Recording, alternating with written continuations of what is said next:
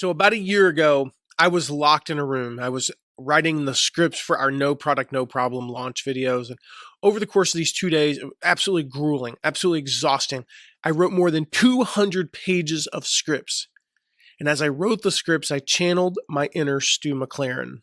This is someone I've admired and followed for a long time. Stu is my marketing muse. He's my inspiration. He's my guide, right? And I am so pumped to introduce him to you today. Every word out of Stu's mouth is it's like a gold nugget of awesome sauce, right? I mean, you can use everything he says to grow your business. And I did a Facebook Live with him recently, and I wanted to share that with you. Now, we also talk about this workshop he's got going on as this podcast is airing. The workshop is almost ending, so you want to get in on it. Make sure you go to mattmcwilliams.com/tribe workshop and get in on this workshop that Stu's doing on recurring revenue and membership sites. It is absolutely amazing. Now, this Facebook Live is funny. Stu had some tech issues, and I think he ended up getting on like 4 or 5 minutes late. So the beginning, it's kind of funny, but I wanted to share this with you because it's just what he shared was so amazing. So with that, we'll cut to the intro, and then we'll cut to my interview with Stu McLaren. Welcome to the Affiliate Guy podcast. If you want to grow your income, serve your tribe, and enjoy all the benefits of affiliate marketing and having your own affiliates, you're in the right place. Thanks for joining me today. Let's get started. Hey, everyone, and welcome to a very special Facebook Live with my personal marketing muse. Shortly, we will have the man who seemingly every day, now he doesn't get to hear me say all this nice stuff about him because he's running just a couple minutes behind. Every day, he inspires me to do better with our marketing. Through his podcast, through his social media, through his course, through his workshop, which I will tell you is coming up again soon. More on that shortly. And honestly, like just the way he lives his life is inspiring to me. I will tell you that I have gotten just as much from him on the marketing side of things as I have on the personal side of things. No one, and I mean literally no one, has had more of an influence on my business than this man. And I'm excited to share his story and his wisdom with you today. So he'll be on shortly. And when he jumps on, I want you to give a big welcome. And by welcome, I mean like give him some love in the comments. One of the things you could just type in all caps. I just like to go on his Facebook Live sometimes, and I type nothing but ST and then a bunch of U's and an exclamation point or 7. So Stu. So give him a big Stu when he gets on. We'll give a big welcome to Stu McLaren. Now, before Stu jumps on, and hey, everyone, I see Phil. Hey, Phil, Anna, Tanya, Tarek. Hey, guys. Dave, what's up, Dave? Dave Gambrel. Dave, you're awesome, by the way. I like Dave. Now, before we get started, I want to make sure we don't forget to mention Stu's upcoming workshop. So we'll talk a little bit about this. We'll talk about what it is, but let me share how you can join it now. And Mark can drop that link in the chat there. It's mattmcwilliams.com/try. I don't know why I said .com there. I said it's so Midwestern all of a sudden. Oh, yeah, because I've lived in the Midwest for 8 years. mattmcwilliams.com/tribe workshop. Yeah, Mark will drop that in the chat. Save that link. Go ahead and open it for now. In fact, while we're waiting for Stu, go ahead. I think all you have to do is enter your email address. So go just real quick. If you want to save it, that's cool. If not, go actually sign up. You can save it for after we're done here today, but go get signed up for that workshop. It's coming up in 9 days.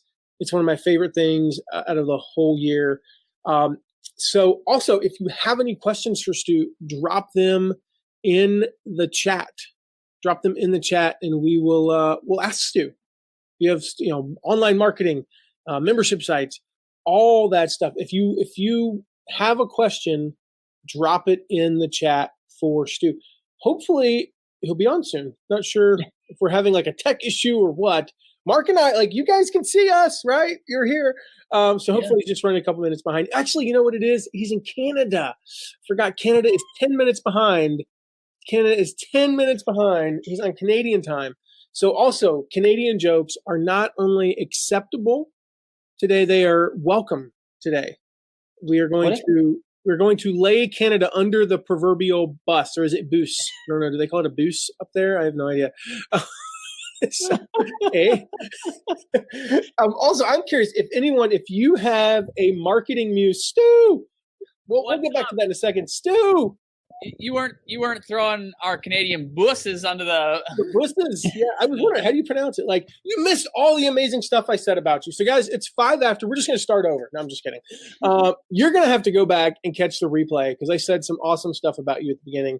But like I said, guys, this is the guy that I go to. Like, I watch everything he does, and he knows that because I'm like on everything he does, literally. And he is literally the only person who, when I have an alert, I'm not joking, there's nobody else on earth that when I have an alert that says Stu's gone live, I actually have to question, should I work on this project or go to the Facebook Live? He's actually hung up on me before to go listen to you, Stu. Yes, I have. So, well, welcome, bud. Thanks, man. Listen, I'm super grateful to be here. Sorry for being a little bit late. We got a new setup here at the computer, and that's why I was fiddling with it, and I couldn't get it dialed in, and so I apologize. Oh, no, you're 5 minutes early Canadian time. Yeah, exactly. Yeah. So I just blamed it on, blame Canada, right? Look at the stews. Thanks, gang. Appreciate you guys jumping on. Hey, they followed instructions. Yes. Nice. Way to go, team. Way to go. All right, so we gave him the link, right, Mark, for the Tribe Workshop? Awesome. Yep. So, Stu, we're gonna talk about that workshop and one of your biggest passions in a moment. But first, I just want to acknowledge again, or actually for you, it'll be the first time, how much you've inspired me. For those of you who have watched our videos, who've followed our launches, and you've seen those videos, if you follow us here on Facebook, like I said, Stu is my muse. So he's the guy. I don't know if I ever even told you this, Stu, but I locked myself in a room last year. We were writing our launch videos. It was like about this time. I think it was actually yesterday was the second day. So a year ago yesterday was when I finished up. I locked myself in my son's room, and I had like the white noise going or the Baroque music or whatever I had playing. And I had nothing but my outlines and your videos. Oh, wow.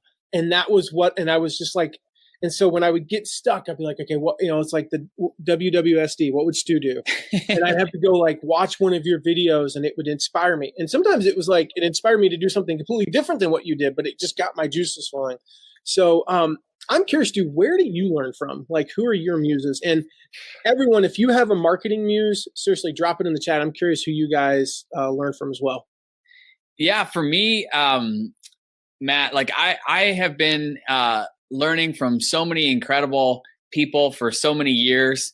I've been doing this for a long time, like all the way back to 2003, 2004.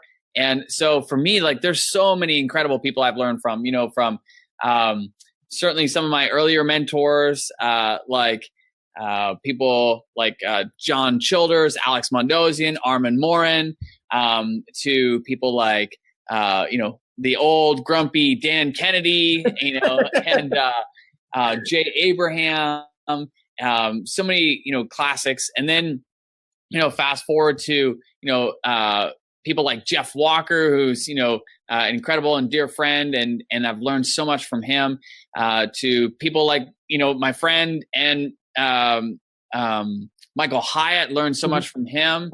For me, like, I love, learning and continue to soak up as much as I can. And then now, like, I'm just grateful. I'm grateful to be around, amazing groups of people and learning from what other people are doing, especially even in different countries. Like, one of my friends in Brazil, Erico, he's really pushing the boundaries of what's being done in Brazil. And I'm learning from him, so much. And now too, when I look at like what's happening, there's a massive movement for, especially with women who are seriously kicking butt. And so like, I am like just trying to hang on, and learn as much as I can, because I mean, I don't know. Like, one of the things I realized real quick is like women just have a much, in general, this is a general statement, but women have a much better ability to be able to cultivate community. They're just much more wired for it. And so for me, I learned so much from friends at like Jennifer Allwood, who is incredible at cultivating community, and there's so many women that I soak up from. So bottom line is I'm always learning, and what has got me here won't necessarily get me to where I want to go. So I'm always constantly soaking up as much wisdom as I can from as many people as I can. I love it. You mentioned the female side. I actually just released a video within the past 2 weeks or so talking about trying to close the gender gap in online marketing. And I think it's naturally closing. I mean, I think it's a time issue, but it's weird because I'm a dude, but that's actually one of my missions is to get more women involved. And I was so stoked because our last course, List Launch Academy, at least according to Facebook and, group insights, is 55% women. Yeah. Well, it's really cool. Like, we see it in our audience. There's no other way to put it. The women are seriously kicking butt. Like, in our community, the vast majority of membership sites are being launched by women, and they're experiencing the most success, as a general rule of thumb. And I just think it's because today's day and age is perfectly suited for women. And this is going to sound really, weird, but because they care, at the end of the day, in general, men are like hunters and gatherers. It's like, oh, must go find a new sale. Oh, got sale. Must go find more new sales. Yeah. Women, like after a sale is made, like women actually care what happens after the sale is made. And in today's day and age, like that's so critically important because, so much of our success is dependent on the results that we're able to get people over time. And that's why I believe we're going to see that women continue to rise and absolutely overtake men in many regards because of the fact that they're playing the long game. Too often men play the short game, must go, make sale, win, launch. Whereas women are like, they play the long game. And that's, for me, like, that's why I'm trying to soak up as much as I can from the women that I'm surrounded with. And, fortunately, some of the most brilliant minds in my life are all women. So I get to, I'm trying to soak it all up as much as I can. I love that. I saw from Heather there, girl power. Nice. Yeah. Well, guys, I've got some questions that you've been asking me that I felt like Stu was a better a really good resource to answer. Quite frankly, I want to ask some of these questions. So some of these are just for me, and I want to get the answers. But if you have questions for Stu today, ask away in the comments. Just drop them in there, and Mark will make sure to ask them. So Stu, you're a marketing expert in the big marketing umbrella, but I know your real bread and butter is recurring revenue. And I want to talk about how that's generated because I know a lot of my folks, me actually, struggle with getting that consistent revenue that comes in month after month. So I would love to know in the comments who here would like to have some consistent monthly revenue, even if it's a small amount, just coming in every single month. So Stu, what's the best way to do that? What's the best way to get that consistent monthly revenue? Well, here's the fact of the matter, Matt, is that there's like massive trends that are happening right now. So like trend number one, I mean, we touched on it, in regards to women. But if we look, if we zoom back, there's two big trends that are happening. Like number one is just memberships and subscriptions. And in general, you're seeing like big companies that we're all familiar with, the companies like Amazons and the Apples and the Netflix and the Spotifys, heck, even companies like Walmart and Burger King and Arby's are all moving to a membership and subscription, or they're including memberships and subscriptions. And, companies like Apple's as an example, I mean, they're investing heavily in this.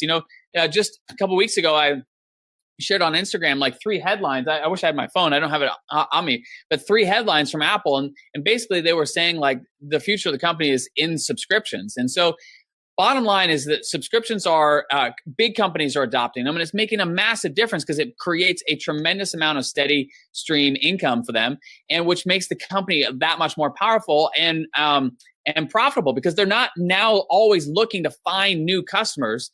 They know for certain that they're going to have, their members coming back and paying them each and every month. But we're also seeing so many other companies make this shift from product-based companies. We can go through examples to, service-based companies, tons of examples there, to knowledge-based companies. This is what most people think of when they think of membership sites, but even community-based companies. And no matter where you look, you're starting to see it. Like just, when I was going through the shopping mall in San Francisco about a month ago, I'm going through and I went to get a green juice and I come up to the counter, and on the counter, they've got the prices, and, they say member prices and non-member prices. And I said to him, well, wait a minute. We're like, what's this member thing? And she's like, oh, we have a membership. And I'm like, I'm like, tell me more. And she said, well, basically, if you pay $10 a month, you get 2 green juices a month. And then any green juice thereafter is at $5 versus $6.50. And it's brilliant because now they're no longer hoping that customers are going to come back. They know for certain that their members are going to be paying $10 a month each and every month. So it just creates more predictability. And so you're seeing companies in all these different types of categories, whether it's product-based, service-based, knowledge-based, or community-based, who are all incorporating in current recurring revenue. And the cool part is that like that being a massive trend, consumers are way more open and receptive to memberships and subscriptions because it's a way of life now. And similarly, the other big trend, and by the way, I would love, if people in the comments, what are some of the subscriptions that you belong to? Yeah, I was about to ask that. Yeah, I did a quick count, guys, real quick. I did a quick count before we went live. I have 24 memberships totaling about 2,000 and change a month. That's crazy. So I'm curious how many you guys have and what they are. Yeah. What are some of yours, Matt? Well, we've got Netflix. Yeah. We've got Prime. We've got, things like for business, ClickFunnels, Libsyn. Yeah. The list literally, it's like, I don't even realize it until we do our taxes. Yeah. How, like more than $2,000 a month. That's in business because we managed to make Netflix a business expense. I have to watch stuff for research, right? That one Tony Robbins thing that I watched, it was business, right? For sure. So all that stuff, it's all under our, like, I don't know if we have any personal ones that I can think of, but we don't even realize it until we do our taxes. Like, it's like $2,200 a year in memberships. Yeah, totally. Awesome. Yeah, I see Phil said Amazon Prime, and somebody said Costco. Dave said Spotify, Planet Fitness. There's another one I have. Yeah. Tons of great ones there. And then like, massive trend. So like as consumers, we're just getting more and more comfortable with it.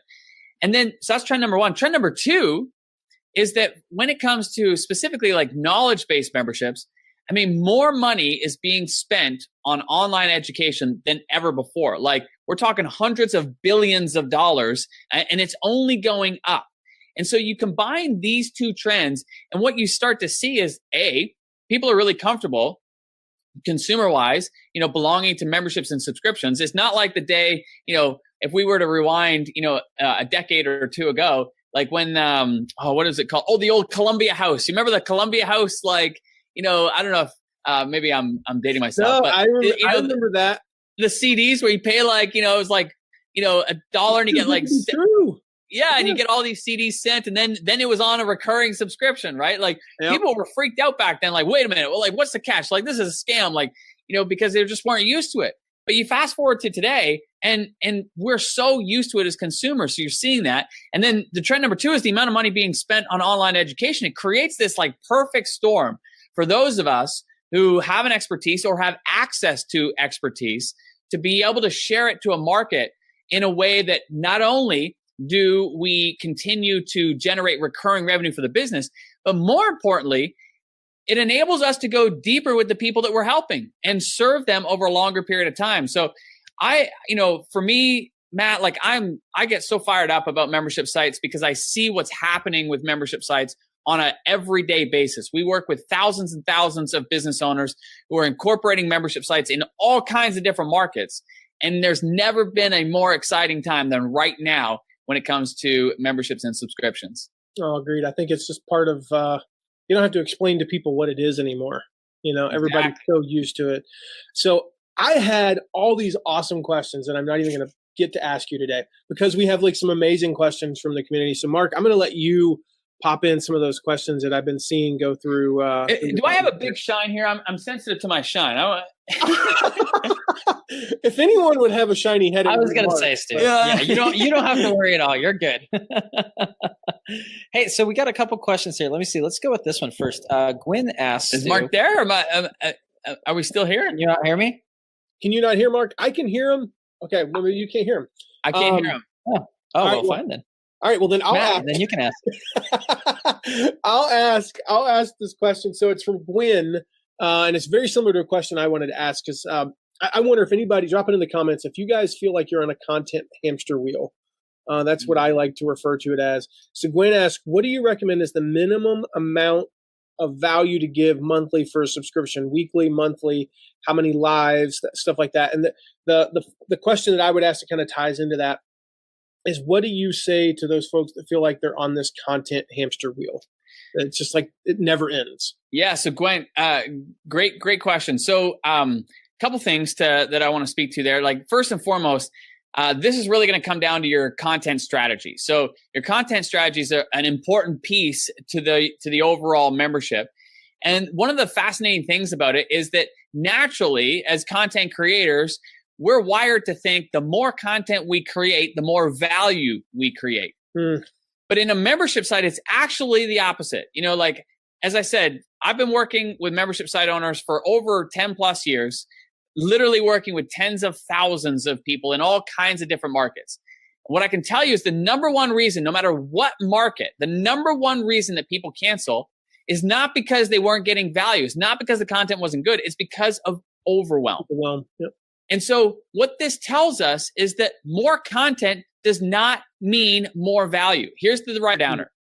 The value does not come from the volume of content. The value comes from the speed of which people are able to implement the content. So it's not about volume, it's about implementation. And so when you take that in, what that translates into, Gwen, is that you and I, we don't need to provide a ton of stuff. And that's actually a huge relief. And so it's not about like tons of content. It's about scaling it back. Less is better. And part of that means that when we are designing our content strategy, I recommend never having more than an hour's worth of content per week. If you get beyond an hour of content per week, you're going to lose people because there's not only the time to consume it, but there's the time to implement it. And so if you exceed that, what's going to happen is that people are going to be like, oh gosh, I don't have time, this week. And so now an hour turns into 2 hours next week, and then 2 turns into 3 the following week, and so forth. And people get behind. And as soon as they get behind, that seed of overwhelm is planted, and they're like, you know what? I can't keep up this month. And now I'm going to get a whole nother month worth of content. There's no way I'm going to be able to, make up time on this. And so then they bail. So what we want to focus on is we want to provide less content, but hold people's hands through implementing it. So just as an example, there's different types of membership sites. The ones I recommend, one model that I would recommend is a publisher style membership. This is more like an ongoing, magazine type thing. And essentially, I would recommend 4 pieces of content, one, per week. And the type of content can vary based on like who you're serving and how you're helping them. But just as an example, like one of the membership sites that when I partnered with Michael Hyatt, what we did for him was we had one piece of content was called a masterclass. And so this was usually like a 35 to 45 minute interview with a subject matter expert. Oftentimes I conducted it with Michael because he was the subject expert of that time. So it was a 35 to 45 minute interview. Next one, we would do like a backstage pass. So this was like a 10 to 15 minute max video segment, kind of showing behind the scenes of what we were doing in his particular business. Another one might be a live Q&A. So that'd be an hour. And then the fourth piece might be, we did like a Plat U how-to. So it was like a how-to article, and it was text, and it would be about 1,500 words. But you can see there, none of those things exceed that hour, time frame. And even the Q&A, which would, it would get close to an hour for sure. People could hop in and hop out. So bottom line is like, we want to make it as easy as possible for people to consume so they can take the info and implement it, because it's in the implementation is where the value creates. So if you're helping people make progress, if you're helping them, move along what we call the success path, if they're making that progress, they're not going to want to leave. They'll stay around forever because they they're making progress. They're moving closer and closer to where they want to be. And that's ultimately why they have registered in the first place. So when it comes to content, it's not about creating a ton of content. It's actually about creating the right content that serves them. So that's point number one. Second point is that when we are producing the content, we want to be smart about the kind of content we're producing so we can produce it in a short period of time. So as an example, with Michael Hyatt's, when I first partnered with Michael, I mean, he was coming off a New York Times best-selling book. He was in high demand as a speaker. So he was literally traveling all over the country, speaking 30 to 40 times a year. So you had a day on the front and a day on the back for travel. That meant that he was gone over 100 days a year. So he just didn't have the time to be creating content on a regular basis because he was already creating it for his blog. He was already doing it for his podcast. So to add another thing was just like too much. So what we did is we designed the content strategy so that we could produce a year's worth of content over the course of 6 days. Wow. A year of content in 6 days. And we would do 3 2-day video shoots. And those 2-day video shoots, I mean, it was back to back. We were organized and it was just like bam, bam, bam, bam, bam. But once we were finished, every video shoot, we'd accumulate anywhere between 6 to 8 months of content sometimes. And so we had it like scheduled like way out in advance. And so that literally like when I exited my partnership with Michael, which was all on great terms, it was just I was spreading my wings and heading off to do what I'm doing now. But when I left, we had more than a year's worth of content. So if they created nothing new, they would still have fresh content coming to their members for over a year. And so this is about like having the right strategy that serves your people and so that it serves you too. And so the whole content treadmill is really just a matter of like, if people are stuck on that, it's because they don't have the right content strategy and they haven't thought through like how to really serve their members. They just kind of thrown a whole bunch of stuff into the members area and it's kind of like, okay, like, hopefully you're finding some value, off you go. And so bottom line is like, there's absolutely strategies to be able to do this effectively for your members and effectively for you so you don't get overwhelmed yourself. Oh, that is awesome. So before I say something, Jill, the answer is it's how-to content, like a written how-to post is what Stu said. Does anybody else, and let me know in the comments, did anybody else just take like a deep sigh of relief when you hear from him? 1 hour per week. That's like your max. That's your max. That's all you have to give. And I know for me, because we produce so much, like an astronomical amount of content. I hear that and I just go, it's so much easier than I thought it was, and I love that. The crazy thing is like what we're also finding and seeing in the trends of membership sites is the higher the price point for a membership site, it's almost the less or was it less or least? I don't know. You don't have to do as much is what I'm saying. Because it's more about like supporting people and holding their hand in the implementation. So the higher the price point, it's less about teaching oftentimes, more about just supporting people in actually implementing what they are, what they're learning. And that's where the real big breakthroughs come from with your members. Oh, I love that. So Phil asks, what are good price ranges for memberships and how do you relate that to how much content you want it to deliver? You actually kind of just answered that. To how much content you want to deliver for that money. Yeah, well, price ranges, they vary dramatically. And there's an important distinction that I want everybody to make here that really impacts price ranges. When you're thinking about your membership site, you want to think about, is this going to be a front-end product or a back-end product? And what I mean by that is there's no right or wrong answer. You can absolutely do both. But let me give you an example. So a front-end product might be for somebody who may not have, a course yet, or they may not, this may be their first product, or they have one-off products and they're looking to add recurring revenue to their business. That might become the front end. A back end might be like if you are delivering a course as an example. And so after somebody goes through a course, inevitably you're going to have people, if you've done a great job at the end of that course, they're going to say something to the effect of like, well, wait a minute, like what happens now? Is the community going to close down? Like, wait, what about support? Or like, are we still going to get support? Like once the course finishes, like there's almost like this, this panic because people now know like, well, now they're kind of on their own. Like they have to be their own accountability to implement and get results. And what people want is they want that ongoing accountability. And so this is where a membership site serves a tremendous purpose on the back end of a course. So front end or back end.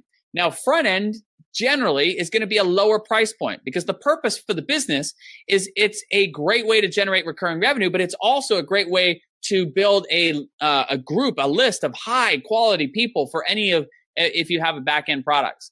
But then similarly, as a back end product, it is a way to continue and go deeper with your best customers and clients.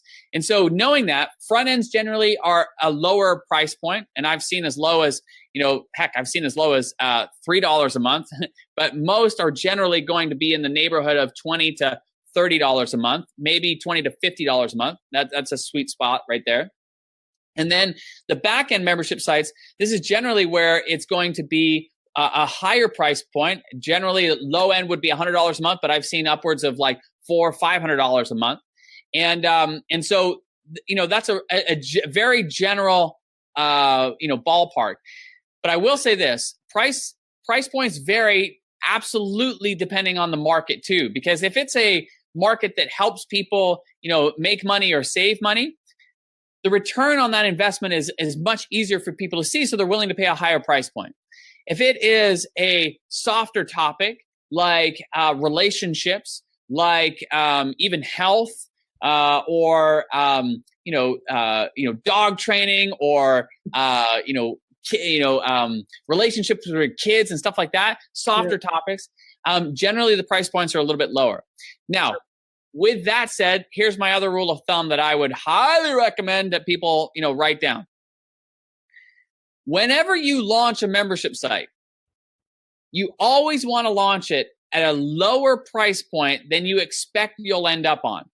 Mm-hmm. The reason is because you want to welcome your founding members at the best possible price, and you want to grandfather them in at that price for as long as they remain a member in good standing. This is like one of those breakthrough strategies that will help you from a retention standpoint and will keep people staying with you for a long, long time, because people don't ever want to give up a good deal. So for example, when somebody joined our Platform University membership, which I started with Michael, when they came in during the first week, it was at $20 a month. And then we raised the price to $25 after that first week. So anybody who got in during the first week, they were in at the $20 a month. And we years later, like not months later, years later, still had the vast majority of those people who joined us during the first week were still with us years later, because they didn't want to give up a good deal, because we kept raising the price. We went from 20 to 25 to 30 to 37 and beyond. And it's so hard for them to say, I'll cancel this for 6 months and come back. Exactly. They're not going to do that, because if they cancel and come back, twice as much. They're coming at the higher price point. Yeah. And I was joking with somebody just the other day about this, because I experienced this like as a consumer. I don't know if you did at the time, Matt, but back in the day when GoToWebinar had accounts, they had these $79 accounts that got you 1,000, 1,000 people could join you on a webinar. Yeah. And then like literally overnight, that price went from $79 to $500. And the crazy part was like, I remember I didn't have a $79 account at the time. And I was just like, oh, like what? Like, what do you mean? I got to pay like $500 for this now? And so I ended up, this is no joke, I ended up buying a $79 a month account off of somebody. I paid him $500 so I could get his $79 a month account, which is crazy. But this is where the value comes from, because like, that grandfathered pricing, it works. It works as a tremendous strategy, and people won't even want to give it up. And if they do get it up, they're selling it, just like this guy sold it to me. So bottom line is that grandfathered pricing works, and you want to use it as a huge strategy and incentive to get founding members in early. Oh my God. I did that with Lead Pages about 4 or 5 years ago when they jacked their prices way up. I had a friend of mine that just happened. I mean, it was like, I heard the sound of angels, because he texted me and he was like, hey, I'm canceling my Lead Pages membership. Do you want it? And I was like, yes. Yeah. To this day, we pay like, it's less than $400, $500 a year. It's crazy, right? Yeah. Yeah. I mean, you don't ever want to get that up because you got a good deal. Yeah. In 2 months, we pay more for ClickFunnels than we do for Lead Pages, just because I got that. Well, I love what Anna says, Stu. You're so God sent. I can't wait to take Tribe. And she was also she and I were like in the first, like two of the first couple hundred Platform University members. I mean, what was it, like 2013, 12? Yeah, 2013. Yeah, it was forever ago. I still have an account that just sits there in case I ever need. I was thinking about it the other day. I was like, I need to go watch Dan Miller's video from like 2014. Yeah, that was a good one. I remember that one. I don't know why, but I need to go watch that. And so that's that. Like the reason I still pay whatever it is, $20 a month, is just in case. It's low enough. It's a low enough amount that it doesn't really blip on our radar. And if I go in once a year and get an idea that's clearly worth more than $240, it's paid for. Yeah. Yeah. Well, here's the other side of it too. That's really important from a pricing standpoint is the psychology that's baked into that. For example, like let's say you start high and then you realize like, yikes, I've gone too high. I got to lower my price. Well, we think that like lowering the price, the members who are paying the higher price are going to be like, oh, awesome. Like now it's cheaper. But no, here's what happens. And trust me when I say this, because I've experienced this myself and I've helped lots of clients some who have gone through this. When you go from a high price and you lower it, people aren't happy. They're actually ticked off. They're like, what? You mean that I've been overpaying all these months? Yep. I want a refund for all those months that I've been overpaying. And you're like, no, wait. Like, I'm giving you a good deal here. They're like, no, I've been getting a bad deal right from the get-go. Like, pony up. So it's a weird psychology. Whereas if you go the other way, you start low and you raise the price, now people feel good. They feel good. They're like, I was smart to get in when I did because look at the money that I am saving, So it's a totally different psychology. And it's really important to be mindful of that because long-term in a membership site, we want people staying with us for a long, long time. We don't want them just jumping in and staying for a couple months and then bouncing. No. And in Tribe, like our Tribers, they see their members staying for not just a few months, but years. And this is really, really important. This whole grandfathered pricing strategy is an important piece to that puzzle. So Stu, I have a few more questions for you, and then we're going to do something we've never done before. We're going to do a lightning round with you at the end. So okay. we're going to break out something new on Stu, because that's what you do. You're Canadian, so we'll break out something new. If you guys have any last questions, drop them. This is last call. Drop them in the chat. I just want to bust a few myths here, and that you just touched on this, so it's perfect timing. Memberships aren't profitable because people don't stay in memberships for more than a few months. True or false? Absolutely false. That is just basically a bad retention strategy. If somebody's only staying for a few months, there's a couple key things happening. Number one, you either are not delivering value so that people, that's the reason they're bouncing. So that really comes down to your content strategy. Or number two, you haven't cultivated community either. And so, that's a big part of your retention strategy. But bottom line is that like, when you've got a great retention strategy, people don't stay for months, they stay for years. And so we see that time and time and time again. I mean, heck, Matt, you even said you've been part of Platform University now for years since it began in 2013. So that's 6 years ago, for crying out loud. Like, this is a perfect example. Like, when it's done right, people don't stay for months, they stay for years. So to me, when I hear that comment, it's really coming from somebody who is just maybe not informed of what's possible with membership sites when it's done the right way. Just saw a great question come in from Phil. I'll have to ask you in a minute. It's so hard to focus with him on here because we have a few guys that are just really good with making me laugh in the middle of somebody talking. I'm getting a little distracted because I see Mark. Mark, what team is that you're wearing? I can't see your name's blocking the. Probably Sounders. Oh, yeah. See, as a Toronto FC fan, like that, this is really awkward. I thought there was some. Remind me of the game the other day, Stu. Yeah. Just saying. Here we go. Oh, oh man. So, all right. Another thing people I know are thinking. But I don't have a huge audience. So if you're thinking that, just let me know in the comments. Like if you're thinking I don't have a huge audience, before I ask you what do you say to them, guys, just quick reminder, the Tribe Workshop, Stu's once a year, not twice a year, not 3 times a year, not whatever. It's like once a year. In fact, it seems to be like every 13 months even. Tribe Workshop coming up in 9 days. Go to mattmcwilliams.com/Tribe Workshop. Mark will drop that link in the comments. Save that link, and as soon as we're done, enter your email, get registered for that because you guys do not want to miss it. I've already signed up. I've got it on my calendar, guys. I have it on my calendar to take the time to consume the content, to take notes, and I'm pumped about it. So what do you say to those people say, I don't have the audience yet to do a membership site?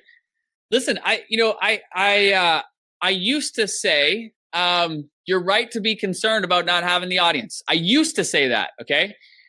But here's the thing. After working with thousands of people who are launching membership sites, it's our tribe who have opened my eyes to what's possible. As an example, like I used to think you needed, at least an audience of about 5,000 people to be able to, successfully launch a membership site. But now that's just not true. Like it's not true whatsoever. Wendy Batten is a great example. She didn't have tens of thousands. She didn't have thousands. She only had a few hundred. She helps paint store retailers. Like these are bricks and mortar stores that sell paint. That's her market. And so she had 460 people, roughly 460 people in her audience.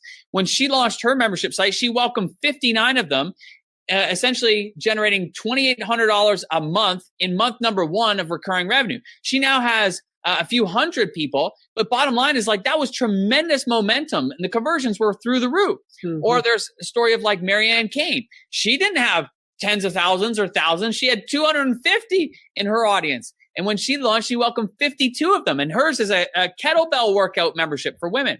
Yeah. Or there's the story of Anna Saucier. Like Anna's story is awesome because she was at our Tribe Live event last year. And she was so inspired, like hearing all of the stories of the real people. Like these are real people, and they were sharing like how they didn't have, these big audiences and how they just got it going. And she didn't have a big audience either. 326 people. And she's in the, she helps fertility practitioners. So like people who are helping women get pregnant. And so not a massive audience, 326 people. But her goal after hearing all the stories, she was just so inspired. She's just like, you know what? I'm going for it. And so her goal was to launch right there at the conference. And she didn't have a sales video. She didn't have a sales letter. She didn't have launch videos or webinars or any of that stuff. She used, what we call a founding member script. And it was shared by Jamie Swanson up on stage. And so she took that script and basically it's a script that casts the vision for the membership and invites people to become a founding member. So she just sent that out as an email. And she said, look, if you're interested in joining me as a founding member, just send me a direct message. And so people would send her a direct message and then she would just send them a PayPal link. So this is how simple it was for her. Like it was a one message. They sent her a direct message. She sent them a PayPal link. And then the crazy part was, Matt, in 24 hours, she generated $5,024. So you do not need a big audience because that all came from 326 people. And here's the ironic thing. With a smaller audience, you will, and we see this time and time again, experience higher conversion rates. And the reason is because you have a deeper, more intimate relationship with those people. And so, is it advantageous to have a bigger audience? Sure, but it's not a disadvantage to have a smaller audience because your conversion rates in general will be much higher because you got a more intimate relationship with them. So bottom line is that you don't need tens of thousands. You don't need thousands. Just a few hundred is all it takes to really get the ball rolling. And the magic behind that is once you got people in your membership, now you're starting to learn from them. You're starting to serve them. You're starting to dial in the membership. And most importantly is you're starting to accumulate stories of people who are making progress. And it's those stories that are the magic.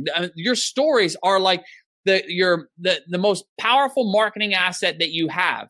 Because once you start sharing those stories, it starts attracting more and more people like those that you serve. So at the end of the day, you don't need tens of thousands or thousands, just a few hundred. And there's tons of examples of people who are doing it, whether it's paint store retailers, whether it's kettlebell workouts, whether it's fertility practitioners, it doesn't matter. You do not need a massive audience to be able to really gain a lot of momentum in your membership. Yeah. And just look at the percentages, guys. You hear somebody with 10,000 people signing up 1,500. And well, if you have 100, that means you can sign up 15. Well, look at that one. I just see that comment. I just saw that comment from Anna. She said, that's how I sold my Hebrew course. PayPal link and 141 enrollments in 2 weeks. And her audience was just over 1,000. Amazing, Anna. That's incredible. Yeah. I mean, it's percentages. And in fact, I tell people all the time that if somebody with 10,000 plus people is signing up 5% of their people, you're probably going to sign up a higher percentage when your numbers are smaller because your relationship is more intimate. And like most of us when we're starting out, we know all of our subscribers by name. Well, that's actually a good thing. Take advantage of that. Stop taking it as a disadvantage. You hit the nail on the head, Matt. It's a totally different strategy. We can be, more grassroots and have a more personal connection. And we're going back and forth via direct message or whatever it may be on Instagram or Facebook or wherever. But that's the advantage. Like with a smaller audience, you have so many advantages to you that you can't do or can't have as you have a bigger and bigger audience. All right, so we've got a few questions left. Guys, if I don't get to your question, I'm going to shoot an email to Stu's team and get that answered for you. I got two from Tanya and Jill that tie into you mentioned the raising prices. We'll ask those. Tanya's asking about the idea of charging a really small amount, in her case $1, but then raising it for everyone after 6 months. And then Jill saying, do you have a basic time frame you go by when it comes to price changes? Okay, so Tanya, I'm not sure I'm a fan of, getting people in for $1. I would encourage you to, charge a little bit higher than that, again, without knowing much about your market. But, and the time frame, like if you're thinking about doing a trial, you will definitely get more people in, but it may not be the best quality people that you're looking for. And so I'd recommend, like, I'm not a huge fan of trials. They work absolutely to get lots of people in. But I'm of mindset. I want the right people in who are going to stay for a long period of time. So a trial is definitely like an option you can use on a downsell, if you will. But I don't like using it up front personally. But in terms of the time frame as to when I'd be changing prices, that can vary. Like for us, we kept it at the same price. We raised the price right after our first week. So we went from 20 to 25 after the week number 1. And then we took about 9 months, and then we raised the price again. And then we did it again in the spring. So we went from like 9 months to 6 months as on our next price change. So it can vary. But the great news about when you raise your price is it's like one of the best marketing promotions. A price increase is one of the best marketing promotions because the sense of urgency is there. It's like, look, join before this date because after this date, the price goes up. So there's natural urgency baked in there for people to join at that time. So whether you do it, 4 months later, 6 months later, 12 months later, it doesn't really matter, but just make sure you really leverage the price increase in your promotion. Yeah, I love it. All right. So it is lightning round time. And if I had prepared for this better, we would have music and a timer. We have neither because we just came up with this idea about 2 minutes before we went live. All right. So platform for doing the live Q&A. What do you recommend? For a live Q&A, I like keeping it super simple. Like we use Facebook Lives, So best thing you can do though is just get some questions ahead of time. So get your members submitting questions ahead of time, and because that always helps. And then one of the things that we're actually going to be experimenting with is people voting questions up and down, so we can get the questions that people most want to hear the answers to voted up. But bottom line, just keep it real simple. I like Facebook Lives. Awesome. Courses, open year-round or limited time? Oh, that one's an easy one for me. Yeah. Whether it's courses, whether it's membership sites, I love closing them because it gives people a reason to buy now. In fact, if I had my phone, I'd show you. I have literally hundreds and hundreds of ads saved on Instagram of products that I'm like, oh, yes, I want to buy that. That looks amazing. But I've only ever bought one. And the reason I bought that one was because it had a deadline. Yep. Everybody else, all the other products are great. And it was the kiss of death because for them as entrepreneurs, because I said, ooh, this looks good. I will save this for later. That's the worst. And you never want to save things for later. And when you're open all year round, there's no sense of urgency or no reason for people to buy. They will save it for later and they never come back. So I like shifting my focus. When I'm in promotion mode, I'm all in. Yep. And when I'm in service mode, I'm all in on that. It's very hard to do both simultaneously. Love it. So, Kurt, that answers your question. Why does Stu only open Tribe once a year? There is your answer. Anna asks, is the script, the founder script you were talking about, is that available in Tribe? Yeah, absolutely. It's part of like, what we teach and it's part of like getting the membership site launched. It's part of the beta launch. And yeah, so we absolutely have, in Tribe specifically, there's all kinds of scripts. And the way that we do it is like we provide we have a tool inside of Tribe where you literally answer questions. And as you're answering the questions, it's filling in the script for you on the fly. So there's all kinds of goodness. But yes, that's absolutely inside of there. Phil wants to know, do you like the movie Strange Brew? Oh boy. Next question. I don't get it. So Facebook or Instagram? What's that? Did I miss it? Facebook or Instagram? Oh, both. Both? Listen, they're different channels. Yeah. Like Facebook is great, and we use Facebook and leverage Facebook a lot. Instagram is great for a different purpose. It's a different experience. Like I would encourage, what I love about Instagram are the Instagram stories. It's amazing the regular viewership and the relationship you build with your audience through stories. So we use both. Okay. This is a softball question now. It maybe wasn't a year ago. What platform do you recommend for a membership site? Well, obviously I'm not a bit. I'm massively biased on this one. We have our own membership platform coming down the pipeline called membership.io. And, but here's the thing, am I solely anchored on this? No, I want you to find the best solution that's available for you right now. There are other great solutions, that will serve you until membership.io is ready to go for you. But like, there's a whole bunch of great platforms. What you really got to decide is whether you want to self-host it yourself and manage it yourself on like a WordPress platform, or whether you want a hosted platform, which basically, handles all of the, hosting elements for you. Those are two different experiences for you as a business owner. And that's really where you want your mindset to be. It's like, do I want to host it myself and it'll be a cheaper solution? Or do I want to pay a premium and have somebody else handle all of the hosting elements? But check out membership.io and get on the waiting list right now, right? Yes, that's right. Okay. Yep. Get on that, guys. All right. You're Canadian, so hockey or soccer? Wow. Listen, I grew up playing competitive soccer, so I'm a huge soccer fan. I mean, so as an athlete, my choice would be soccer, but as a Canadian, my choice would absolutely be hockey. Oh, okay. Yeah, I mean, we don't really have much to cheer about when it comes to Canadian soccer. So, but in hockey, we rule the world. So. We haven't had anything to cheer about ever. Soccer. Okay, softballing, Adidas or Nike?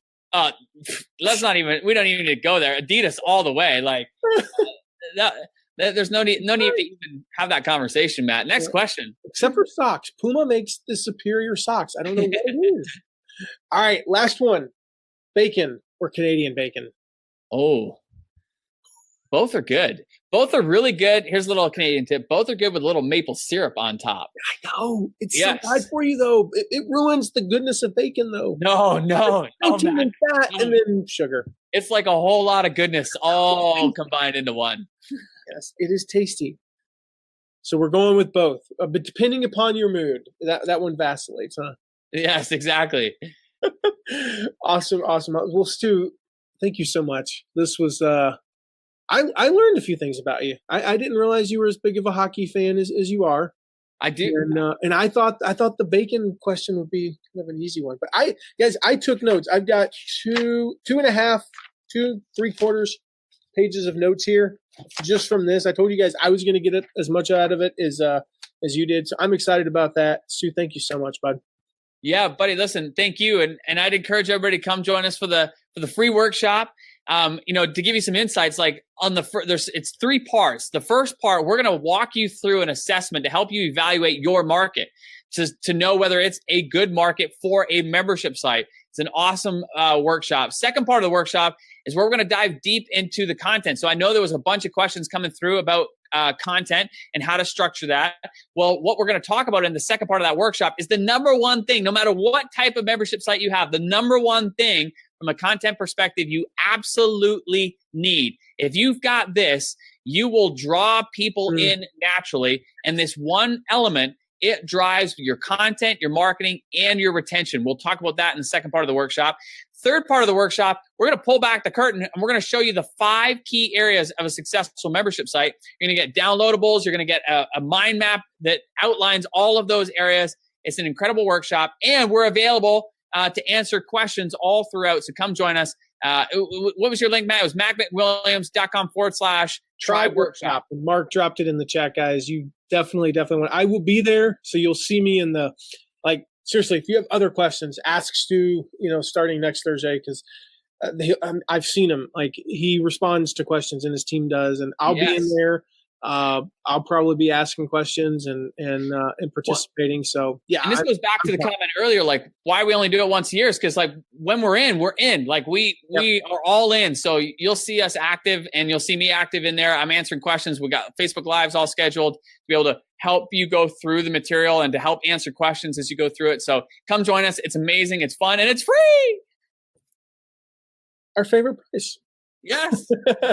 All right, guys. Well, go check out the workshop, mattmcwilliams.com/tribe workshop. Reach out to Stu on Facebook or Instagram, Twitter, wherever you may social your media, and tell him thanks for today. And thank you, Stu. Yeah, thank you, guys. I appreciate you both. And yeah, the workshop's going to be amazing. By the way, people will also hear a ton of different examples of real world membership sites in all kinds of different markets, from photography and calligraphy to fitness and finance and health and music and art and dog training and business related subjects. You name it. There's a ton of them. And we go deep with all these different examples. So come join us for the workshop. It's awesome. And we'll see you there. See you guys. Thanks, gang. Bye. Thank you so much for listening today. Remember to check out all of our deep dives into affiliate marketing at theaffiliateguy.tv. And if you have a question, you can ask it at asktheaffiliateguy.com. Who knows? Might end up being featured on this podcast.